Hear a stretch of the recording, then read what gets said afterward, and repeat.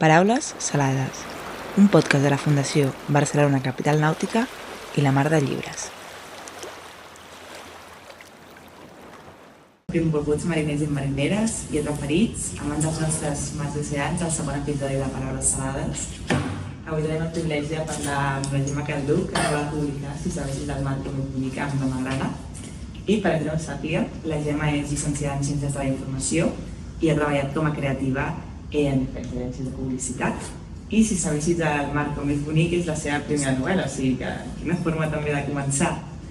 I en aquesta sessió parlarem de sirenes, parlarem de pescadors i dels sabers més antics, parlarem de vents que canvien, de mites que no sempre s'han de complir i de transmissió de coneixements generació rere generació. Moltes gràcies, Gemma, per estar aquí. Gràcies a tu, gràcies a tots per venir. Primer de tot, abans de començar i per no fer spoilers, volíem preguntar més o menys si us heu llegit el llibre o si veniu aquí com a mode de presentació. Jo sí. Tu sí, però la resta no? Si no farem spoilers. Doncs fes un petit resum sense fer spoilers de què va, no? Si sabessis del mar com és bonic, per què l'hem de llegir? A veure, l'heu de llegir perquè és un llibre meravellós.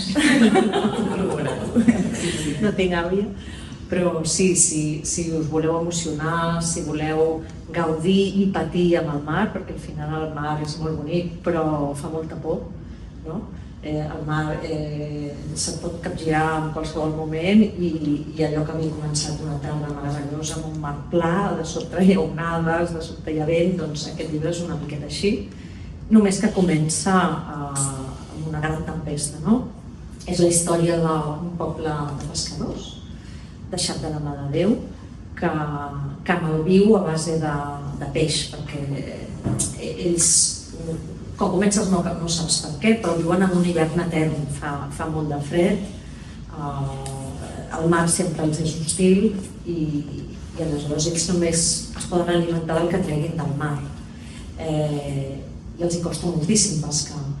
I la novel·la comença que el Príam, que és el pescador, caça una sirena, perquè en aquest poble on tot passa de la manera més normal i més ordinària, com qualsevol poble de pescadors, té aquesta pinzellada fantàstica que des que ells tenen ús de raó cacen i domestiquen sirenes perquè els ajudin a pescar.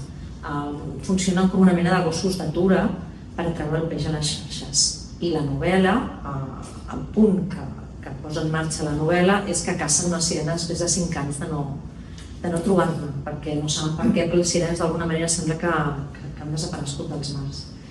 I aquesta sirena que arriba doncs, no és com les altres, de seguida veuen que el seu comportament no és com les altres. I aquí comença la novel·la. A partir d'aquí no farem spoilers. I també ens agradaria que ens expliquis una mica la teva relació amb el mar, perquè al llibre el mar és una cosa molt important, això que has dit, no? Que per algunes persones és un lloc molt hostil, no? Però en canvi per altres personatges és el mar que té tots els colors del blau, és un mar que és molt bonic, no? I aquesta dualitat del mar.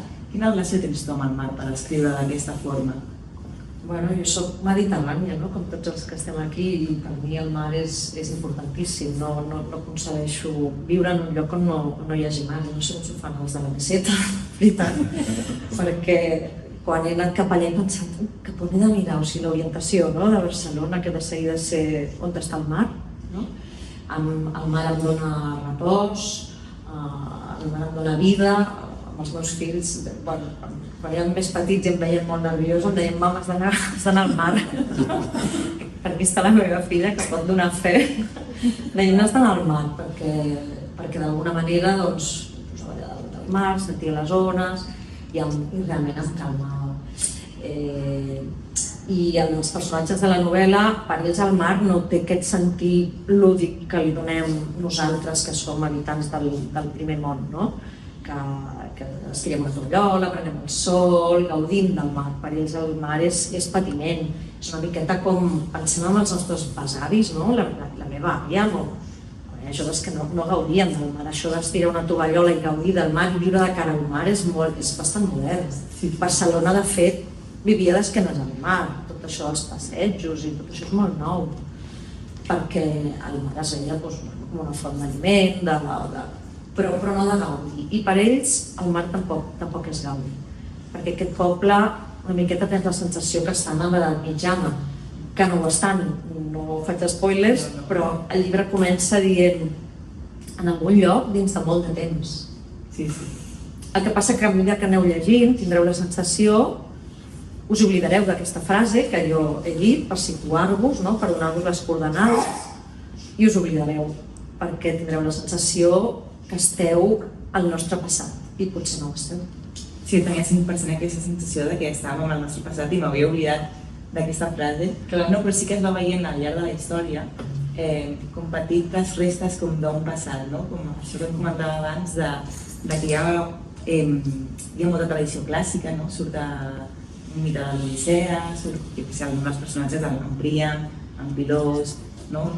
També hi ha com aquest so que ressona de la literatura catalana, d'aquesta tradició. O sigui, sí que sembla que estigui en un passat, no? Però tu vas donant pinzellades que també et diuen no, estem en un futur, perquè parles de la Carme Riera, i fas referència a la Carme Riera o a l'Albert Espinyol, que això és la nostra contemporaneitat, no? Com dient, no, estic en aquest futur una mica... Distòpic. Sí, realment l'acció té lloc en el futur, és una distopia futurista, la meva novel·la. I sí, el que passa que jo crec que mentre vas llegint et pens, no? O sigui, dius, on estic? I cap al final de la novel·la sí que jo ja dono pinzellades per ubicar-te temporalment. Sí. I és quan descobreixes que, ostres, com és que estan parlant d'això, com és que parlen de poetes actuals. Cert que una pregunta que em fan habitualment en els clubs de lectura és el perquè dels noms, perquè els meus personatges tenen noms que sonen a grec, de rei grega. Arno, Pilos, Príam, Gala, Nora... I això no és innocent de triar els noms, està molt pensada. De fet, jo vaig fer com recerca a internet i vaig buscar realment noms grecs. Per què? Doncs per diverses raons. Perquè volia donar-li un caire intemporal a la novel·la. Volia que flairés a Pompeia. I res millor que els grecs, no? Perquè la primera vegada que hi ha constància escrita del mite de la sirena és a Homer, no? L'Odissea. Al Cant 12 s'esmenta uns éssers que no són com els que després ens han pintat Disney i Hans Christian Andersen, no? Allà eren com dones ocell, però de fet tampoc, a l'Odissea no es descriu físicament en les sirenes, però sí que és que pensar en Grècia és pensar una miqueta en com va néixer tot això de les sirenes, i per això vaig fer aquesta teoria de noms. I respecte a això que et deia que hi ha molta mitologia, molt mite, no només perquè estigui, crec jo, no només perquè estigui relacionat amb l'antiguitat clàssica, per exemple, sinó que vas veient, hi ha un personatge, l'Agripa, que a mi m'agrada molt, que és com la guia del poble, una mena de guia espiritual, de senyora sàvia, de matriarca quasi, no? Sí. Ella deixa anar com aquestes profecies, que a vegades es poden complir o no es poden complir, que tu també en crees de nous mites en aquest sentit, no? Sí, l'Agripa és la líder del poble, que també m'ha fet aquest apunt que quan alguna vegada m'han dit és que la teva novel·la és com una mica realisme màgic, i dic, sí, tan màgic com que lideri un poble una dona. I que ningú m'ha dit res d'això, però jo ho plantejo amb tota naturalitat, que és un matriarcat, que de fet, i a més és un matriarcat que és com una nissaga que passa de mares a filles, sense problema. L'Agripa condueix i guia el poble segons creences atàviques. Ella sent unes veus que li xiu-xiuegen a l'orella, llegendes antigues, són les veus de les seves avantpassades. Ella sent les àvies i les àvies de les àvies. I aquestes veus li diuen que la humanitat havia sigut alguna cosa gran. Havien sigut molt més del que són ara. I les veus també li xiu-xiuegen que potser les sirenes, que jo plantejo una sirena, és que clar, jo heu de fer un buidatge del que vosaltres enteneu per sirena, que és aquesta cosa cursi de Disney, que ha fet molt mal, de veritat. La meva sirena no és per res així. Jo proposo una relectura del mite de la sirena. Jo he construït una sirena que és adulta, és per adults, és monstruosa, té una bellesa, però té una bellesa monstruosa. Oblideu-vos del que heu llegit i traieu-vos aquests prejudicis, perquè a mi em fan mal de cara a captar lectors, perquè pensen, ostres, una sirena, quina mandra, no? No, per res. I de fet ella no és la protagonista, el protagonisme el té els habitants d'aquest poble i les relacions que estableixen entre ells. Jo parlo de la condició humana al final, no dels animals. I no sé m'he anat, o sigui, he fet una digressió, però no sé què. I la relació que tenen també amb la sirena, o sigui, a mi m'agrada molt també que els personatges es construeixen també en com interaccionen amb ella. Que tu vas veient la seva personalitat a poc per com es relacionen amb la sirena, des d'una part més de soc el domador, perquè en aquest poble, com ens has explicat, es dediquen a domar sirenes. I clar, també és una cosa que es transmet generació a generació, però arriba l'Arno i diu aquesta sirena és diferent. I com s'hi relaciona, com s'hi relaciona la seva filla adoptiva, com s'hi relaciona amb Príam quan va cap allà. Els personatges també es creen i la sirena es crea a través de la relació entre ells, que és monstruosa, però també pot ser no monstruosa, també pot ser com una mare, depèn de com. Sí, depèn de qui se la miri. La novel·la està construïda com un calidoscopi, a partir de 5 protagonistes. Cada capítol porta el nom d'un dels protagonistes i el narrador explica l'acció des del seu punt de vista. I efectivament, quan arriba la sirena, cadascú la veu a la seva manera. Hi ha qui la tem, hi ha qui potser l'estima, hi ha qui l'inquieta, hi ha qui potser li atrau. La sirena, diguéssim que tots s'emmirallen amb ella. La sirena és el motor narratiu perquè tota l'acció avanci. I com bé dius, aquesta sirena, que tots tenien una idea de com eren abans, els descol·loca perquè no es comporta com les altres. I aquí està la Gripa, que és la líder. Clar, el que li han xiu-xiuejat les veus o la seva orella és que potser les sirenes ens enganyen. Jo pinto una sirena que són animals. O sigui, per ells estan desproveïdes de qualsevol connotació eròtica o màgica. Per ells són animals, ja us dic, són com gossos d'atura, com una bèstia de càrrega, les fan servir per una feina. Sí que tenen aquesta aparença una mica humana, però és com ja fes cosa, o sigui, els fa més aviat fàstic. Però la Gripa, veient que ells no avancen com a societat perquè estan absolutament estancats, no avancen, passen gana, li diuen a l'Arno, que és el domador, li diu: no podem continuar així, fa molt temps que no trobàvem una sirena, ara que en tenim una, intentem fer les coses diferents. Les llegendes em diuen que les sirenes potser tenen tot el coneixement del món, el que ha passat i el que ha de venir. Clar, el domador es mor de riure perquè per ells són animals, és com si ve un gos i et dic: aquest gos potser ens està enganyant, aquest gos potser és intel·ligent. Que dius, estàs boig, no? Però la Gripa és la que diu: escoltes, vine, que amaga les sirenes. I clar, per ella les sirenes potser sí que tenen més, però per l'Arno són absolutament animals. Per la filla de l'Arno, que és la Gala, que té 8 anys, comença a tenir unes sensacions estranyes cap a aquella sirena. Realment sí, cada personatge... Es va construir una miqueta... I d'això també et volia parlar del tema de l'estructura, que està estructurat. I et volia preguntar si era a propòsit, perquè jo a llegir tenia la sensació una mica la que estava trenat com una xarxa de pescar, que anava fent un... Sí, bé, com hi ha un personatge, després l'altre, i després l'altre, aquesta història ja sembla aquesta d'aquí. I si t'havies pensat en això quan ho escrivies, o simplement volies una obra polifònica, coral... M'agrada molt, és molt poètic, això que has dit, de veritat. De veritat que m'ha donat molt la sensació, perquè se'n van entregar les històries i el ser un poble de pescador a mi em va ressonar una mica com si fos aquesta xarxa que es va creant per al final tenir com la visió global del que passa, perquè és una novel·la d'aventures al final, però no acabes de saber què està passant, perquè com dius, doncs sembla tot molt monòton, passen molta gana, és un llibre molt fosc, molt dur, no?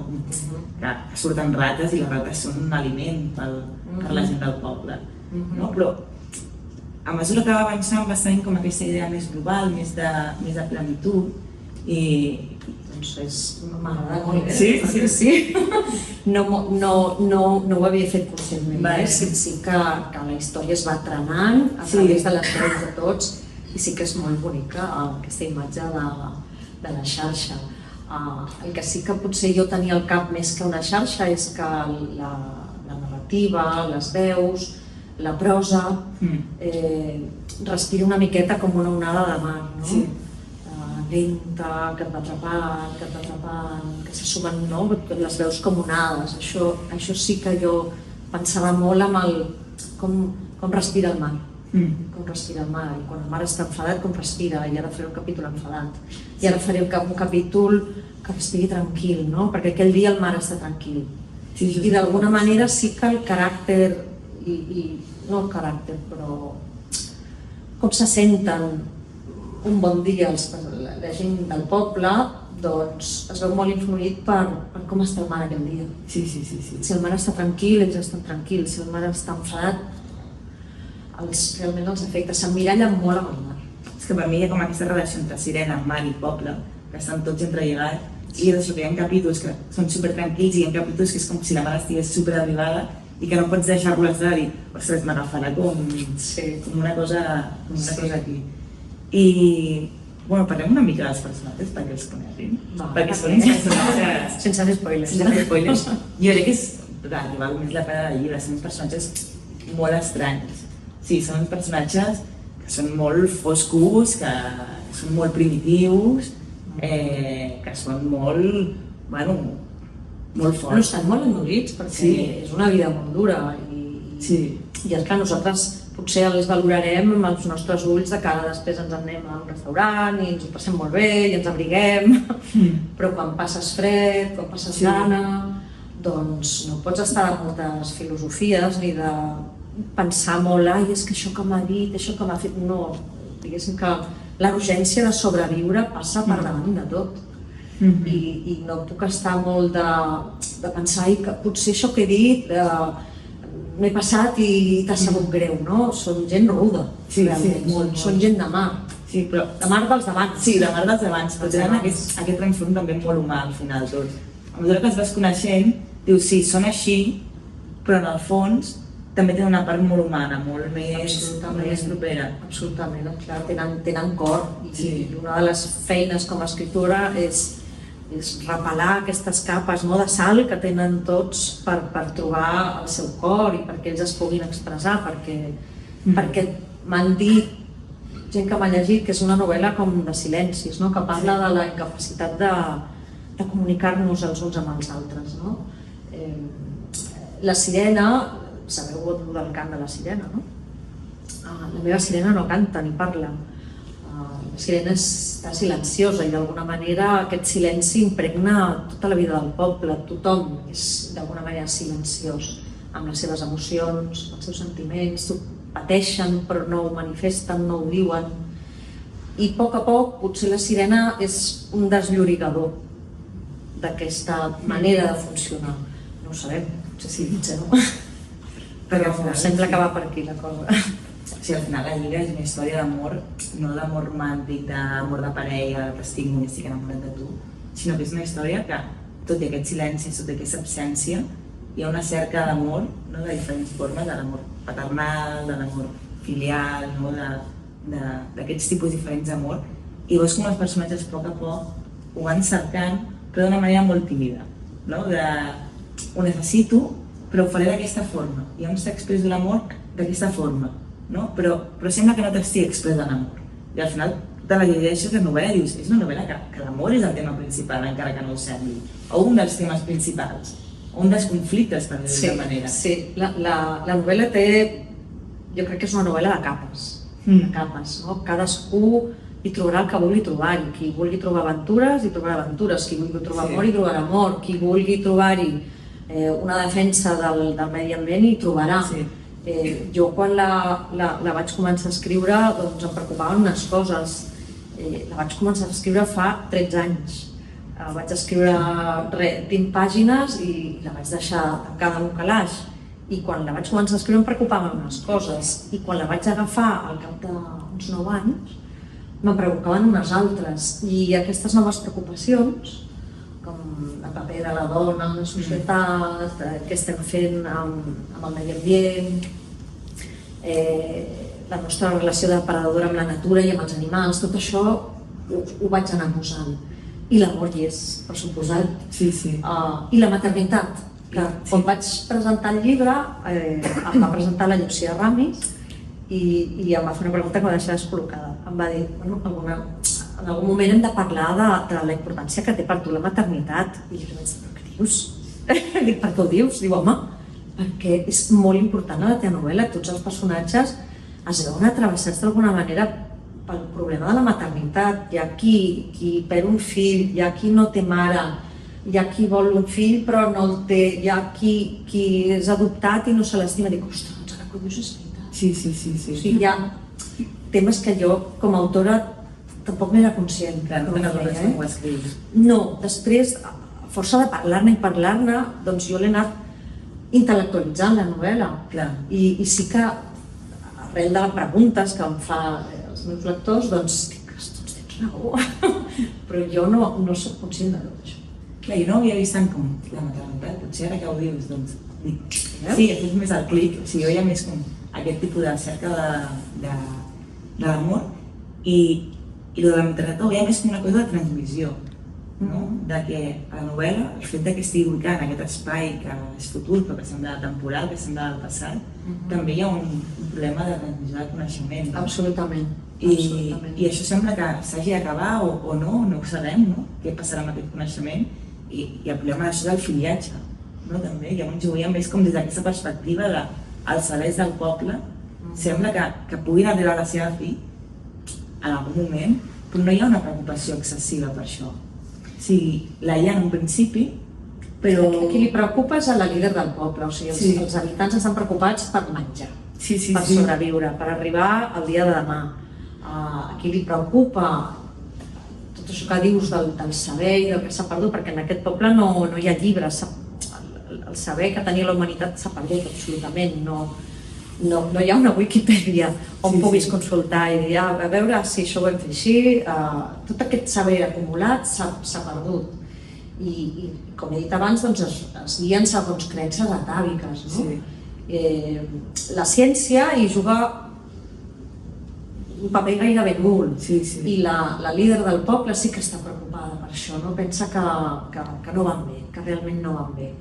Per això potser la sirena els pot funcionar com una mena de Wikipedia, dit d'una manera així molt prosaica, no? Però sí, potser la sirena és la dipositària de tot aquest coneixement que els ajudaria a fer un salt endavant, a progressar, que és el que li falta desesperadament a aquest poble, progressar.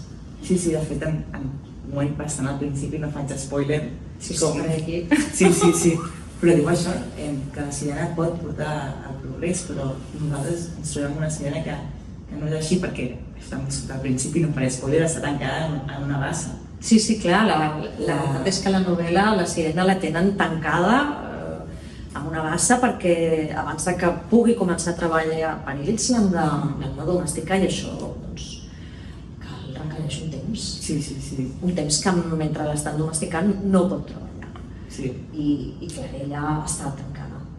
I aquesta relació que tens amb la natura, a part de la teva referència explícita a la pell freda, no perquè en un moment ho dius, tenia la pell freda, no? Sí, és un homenatge que faig al Albert Sánchez. Sí, a mi m'agrada molt perquè hi ha una forma de relacionar-se amb la sirena que és molt semblant. Potser és diferent en el sentit en què és una forma més sensual a la pell freda, la relació que tenen a Elis, no? Però sí que hi ha com un punt de voler d'aquesta domesticació, no domesticació, sinó de com a ésser humà em vull imposar davant d'aquest ésser, com concebir-lo com un animal, com es concep a Sis Germà, com és bonic, però a la vegada amb aquesta voluntat de, sí, és un animal, però sabem que és un animal diferent a la vegada. I llavors nosaltres aquest animal estem molt per sobre d'ell i podem fer el que vulgueu amb aquest animal. Sí, és aquesta... M'ha ressonat moltíssim aquesta arrogància, no?, que tenim cap als éssers vius que ens envolten, que jo detesto profundament i que em preocupa moltíssim. Que espero que un dia hi hagi una revolta de tots els animals contra nosaltres perquè és esgarrifós, no?, el que fem. Cert que heu llegit algú La pell freda aquí? Sí, no? És de les poques novel·les que tracta el tema de la sirena d'una manera adulta. Jo crec que va ser un pioner en aquest sentit a l'Albert Sánchez Pinyol, i també de portar una novel·la que podria ser considerada fantàstica al gran públic, perquè tot el que relacioni com a fantàstic es veu com un subgènere, com una cosa lateral, i la veritat és que la literatura va començar amb les llegendes, vam començar amb llegendes nosaltres. Clar, t'ho han dit, no?, que sí, és una novel·la fantàstica. Sí, no, m'han dit que els ressona molt a una llegenda, no? Fantàstica no, perquè la veritat és que aquest segell editorial no és fantàstic, o sigui, de seguida el meu editor va considerar que era una novel·la que podia arribar al gran públic, perquè sí que tenia aquesta pinzellada fantàstica, però en rerefons era que tractava de les emocions humanes, com podria tractar qualsevol novel·la absolutament realista. Perquè, com he dit, la vida del poble és absolutament realista, és un poble com podria ser, no sé, Masnou de fa bastants anys. I que estan molt aïllat, també. Sí. Hi ha els pescadors que, com aquesta experiència de soledat personal, també reflexen la soledat del poble, perquè el poble, per molt que surtin a pescar, per molt que facin moltes milles, per molt que vagin a llocs molt perillosos que estan a no sé quantes illes de navegació, no es troben cap altre poble, no sabem si hi ha altres pobles, no? Estan molt aïllat en tots els sentits, que es reclou cap a si mateix, cap a si dintre, com els seus personatges ho fan. Sí, la veritat és que podeu tenir la sensació que estan en una illa, perquè no es trobaran amb ningú que no sigui amb ells mateixos. És una mica també que tampoc poden anar molt lluny perquè el mar no els permet anar més lluny, perquè es revolta. I sí que a mi, com a escriptora, o sigui, narrativament, jo he utilitzat aquest aïllament del poble per reflectir un aïllament interior dels personatges, per reforçar aquesta sensació de que estan com sols, de que no arriben influències externes que els puguin obrir, no hi ha aquest aire, no? Però sí, això està buscat. Sí, això sí que està buscat, no com nosaltres, sí. Perquè tens molt la sensació que estan com només a lo seu i com fa molta pena.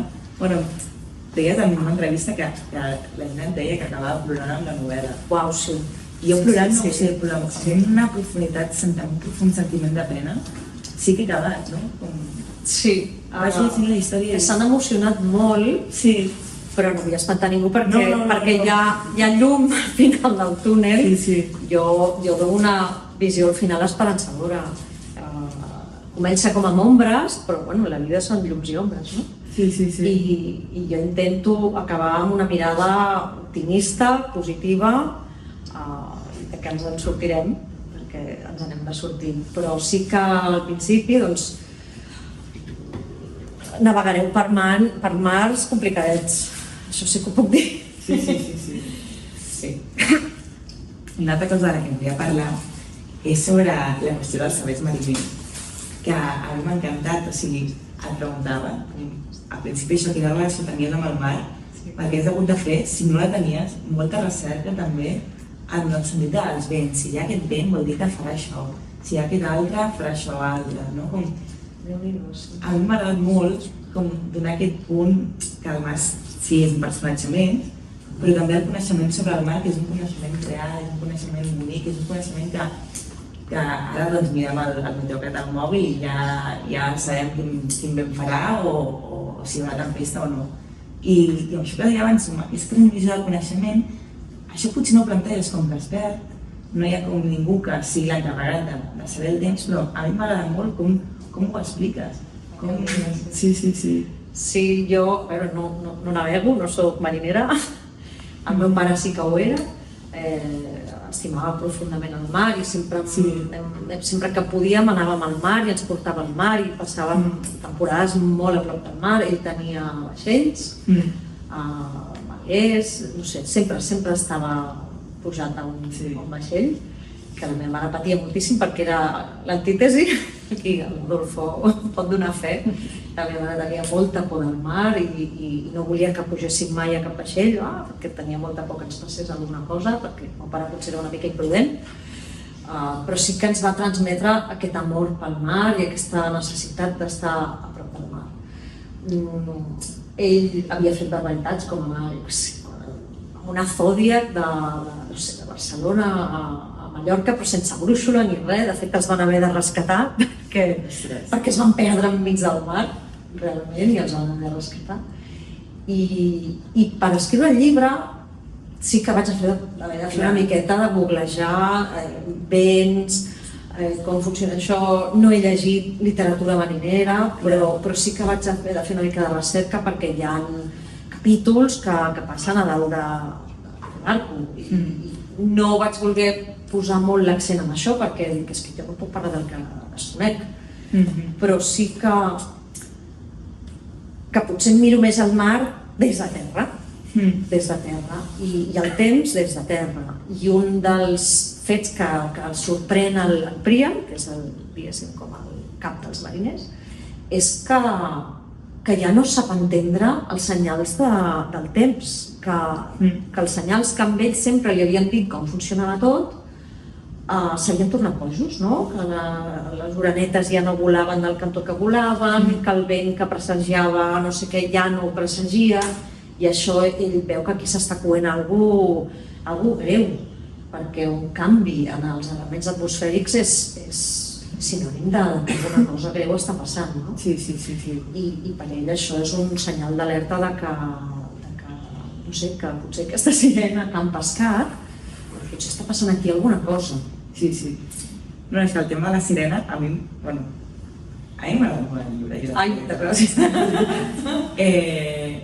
I tens raó, sí, com altera tot el poble, però també altera el temps, també altera...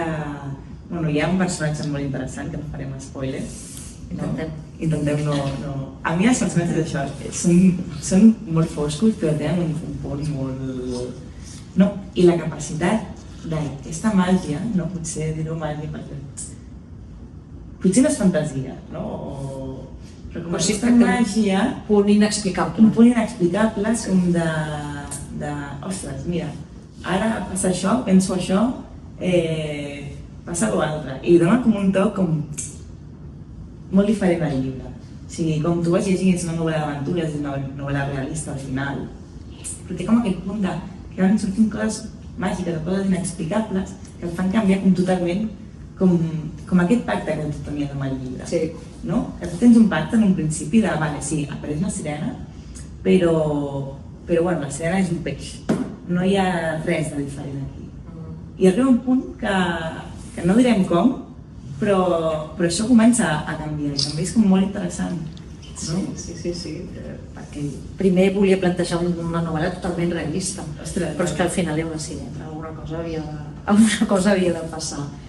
I sí que clar, per una gent que per ells la natura és el més important, que canviïn elements de la natura que ells coneixen és el que els posa en alerta. Nosaltres aquí en una ciutat, si de sobte els semàfors se'ns espatllen tots, començarem a pensar que alguna cosa ens està passant. Nosaltres no mirem al cel, malauradament, ni mirem al mar, no ens dona cap mena d'informació, però per ells sí.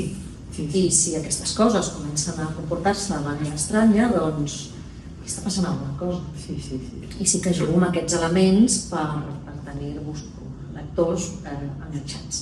Sí, perquè a mi el que m'agrada és que no és, tot i que et costi potser fins que no arribes al final de tenir la imatge, com he dit, és un llibre que és antiintuitiu, que costa molt intuir, i per això és una de les raons per les que m'ha agradat, perquè a vegades hi ha aquests llibres que pots més o menys va saber seguir aquesta estructura i acabarà passant això. I aquí, en canvi, tampoc és que diguis fas un gir de la guia inesperat, que tot canvia, però sí que és molt antiintuitiu. I clar, el procés d'escriptura de poder fer això i d'enganyar el lector també, perquè tu vas sentir, no enganyat, però vas dir, ostres, ara està passant això, no? Molta feina. Darrere d'aquest llibre hi ha moltes hores, vaig trigar uns 3 anys i mig a escriure.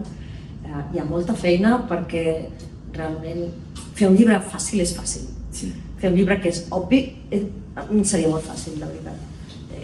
T'ho descric tot, et dono tots els elements perquè tu et sentis absolutament còmode, però al meu entendre absolutament avorrit, perquè a mi la literatura que m'ho explica tot com si fos tonta m'avorreix profundament. Hi ha lectors per tot, hi ha lectors que els encanta precisament aquesta comoditat de saber on estan, de saber qui parla en qualsevol moment, de saber com és. A mi no m'interessa. Jo he fet un tipus de llibre que potser és més exigent amb el lector, que li demana una mica més d'atenció. Però crec que si tens la paciència d'anar sumant tot les dades que jo et dono i al final tu et fas en el cervell la composició del lloc i de com són els personatges. I tu coneixes aquells personatges no pel que jo t'explico, mira, per exemple, la grip és així, camina així i té aquesta edat i no sé què. No. Tu aniràs entenent els personatges per la mirada que tenen els demés d'ells, i això es va sumant, i quan ho entens jo crec que és una recompensa xula, que respecto la teva intel·ligència com a lector. Sí, això és molt intuïtiu i molt incòmode depèn de quines coses. Recorda que sí, com un llibre. Que no el comprarà ningú. No.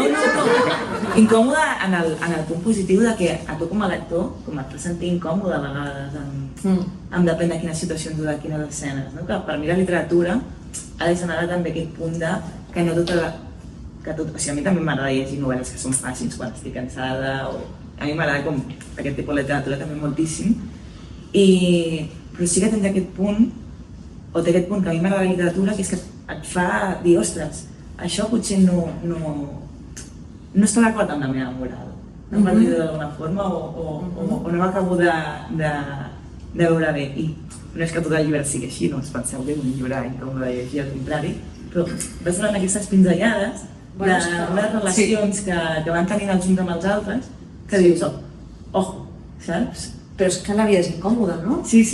La veritat és que sí, i tots tenim llums i ombres i intentar fer uns personatges que no siguin plans, que no siguin absolutament bons ni absolutament dolents. Tots tenen la seva cara més amable i potser una altra que no és amable. També tinguem en compte això, que sempre ells estan sota aquesta urgència de sobreviure. I per això potser no són les persones més amables del món. Però a poc jo faig que connectin amb el seu jo més humà. No vol dir que pel camí doncs passen coses. I també volia comentar perquè ara al final si ho ubiquem com A és A, B és B, al final és un llibre distòpic, no? I les distopies ara estan molt de moda, però és una distopia molt diferent. No és una distopia, normalment les distopies és per una guerra nuclear o per una preocupació tot, que tot és fosc, que sí, en aquest sentit tot és fosc, però acostuma a haver-hi una violència estructural molt més gran. Els seus personatges, a nivell polític, com si diguéssim, no hi entres gaire, però no hi ha com aquesta tirania, no hi ha com aquest tot superfuturista, sinó que escollis una distopia on et centres més en la relació de la natura que no en la relació d'entre humans, perquè a vegades aquestes distopies ens pinten els humans com si la nostra realitat de natura fos dolenta. Tu veus aquestes distopies i dius, ens acabarem matant a tots amb les armes un cop s'hagi acabat el món. En canvi, tu agafes aquest gènere i el transformes una mica també. Li dones com el teu punt de vista, per acabar, la distopia també s'acostuma a mirar cap a la muntanya, s'acostuma a mirar cap a les ciutats destruïdes, cap a la polis. En canvi, tu gires i aquesta distopia, aquest gènere que sembla que estigui tan marcat, el gires cap al mar i el gires amb... Si els personatges són cruels, les persones són forts, sobreviuen, però no són dolents. I no tens aquella crítica de la naturalesa humana que tots som dolents, que tant ens autoflagel·lem. Això també ho trobo molt interessant.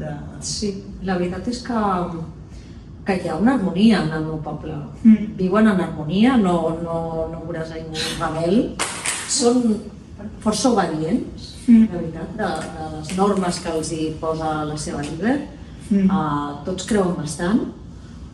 Sí que són això, solitaris, però dins d'aquesta soledat són una comunitat. I jo crec que sí que tenen la consciència de comunitat, perquè pocs que són, és una comunitat molt petita, no? Pocs que són, crec que en realitat s'entenen, no? I que són molt conscients que s'han d'ajudar, perquè si no, no tiraran endavant. O sigui, si ens comencem a enfadar i a separar, no tiraran endavant. I a mi no m'interessava. Hi ha gent que m'ha dit, ostres, però m'agradaria saber què va passar, o sigui, per què han acabat tots ells així, no? Jo parlo d'una edat de cendra, però a mi no m'interessava gens explicar si havia sigut un cataclisme nuclear, què havia passat. A mi m'interessava ja trobar-me, no? I media res, que es diu, et planto en un poble que sembla que és mitjaval, però no ho és. I sí, al meu poble la veritat és que no hi viuria, perquè s'ho passa una mica malament, però és harmònic. Sí, per exemple, penso ara en Paul Guas, que em recorda el cor, que també és una distopia, on hi ha molt control, no? I tu decideixes dir, no, la humanitat distòpica també pot ser comunitària. I crec que això també té un punt de polític molt interessant, no? De dir, no som tan dolents com sempre ens han dit que som. Perquè al final en la literatura crees imaginació, o sigui, crees imaginaris, crees mons possibles, crees com pot ser això en un futur. Sí, m'agrada que sé que totes les coses no m'ho havia dit. La veritat que cada vegada que vaig a una xerrada poseu capes i capes que m'agraden moltíssim. Sí, jo no... La maldat de l'home és que no és que no existeixi, sí que existeix, no? Però sí que crec que en situació de quan estàs a les acaballes, t'has d'ajudar, t'has d'entendre, no? Si estàs en un barco que està a punt de naufragar, al final segur que s'organitzaran, segur que sí, jo faré això, jo faré servir les meves habilitats per aconseguir que com a comunitat arribem. I això és el que plantejo, que cadascú és bo amb alguna cosa i entre tots s'ajuden. També s'ajuden parasitant a un animal.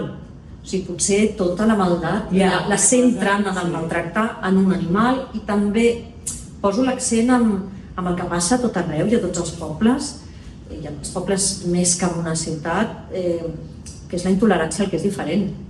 Contra el que és diferent sí que la comunitat no l'accepta. I aquí es veu moltíssim. Hi ha uns personatges que viuen als marges, que són diferents, ja sigui per una tara física, potser una tara mental, o la sirena mateix, que és diferent. I hi ha 3 personatges que viuen als marges i que no se'ls tracta gens bé. I allà sí que veurem aquesta maldat del poble, que rebutja qualsevol cosa que se surt de la norma. Aquí sí que hi ha maldat.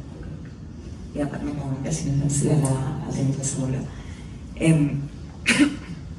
Una cosa que ja hem parlat abans, però que hem passat molt per sobre. La majoria dels personatges són femenins, no només els protagonistes.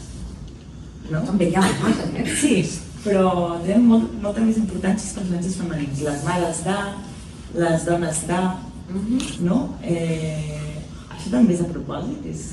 No volia fer una novel·la feminista, de fet jo crec que ho sigui, sí que és femenina, o sigui, sí que és des de la perspectiva femenina, el tractament que he fet del mite de la sirena, he intentat reescriure'l des d'una mirada femenina, que això no s'havia fet. Però jo crec que he sigut molt benevolent amb tots, o molt malvada amb tots, perquè hi ha el Príam i l'Arno, són personatges molt potents, el pescador i el domador, i jo crec que els he tractat bé o m'han tractat igual que amb elles, no? Sí.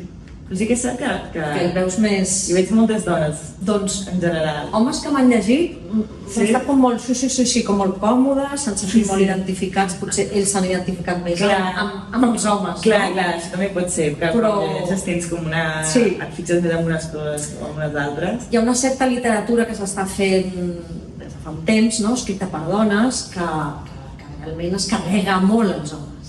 Hem passat d'una literatura masculina absolutament, les dones tenien papers secundaris, i que les dones llegien, perquè les dones hem comprat els llibres dels homes tota la vida. I ara les dones, no sé si per rebells, estan fent llibres que són molt crítics amb els homes, que els deixen molt malament, i jo no volia fer aquest tipus de literatura, perquè jo estic escrivint sobre un poble, i un poble hi ha homes i dones, i tots ens anem quan ens punxen i tenim el nostre cor, i en aquest sentit no és feminista. Vale. Volia deixar-ho clar. Doncs moltes gràcies, Gemma, per la conversa.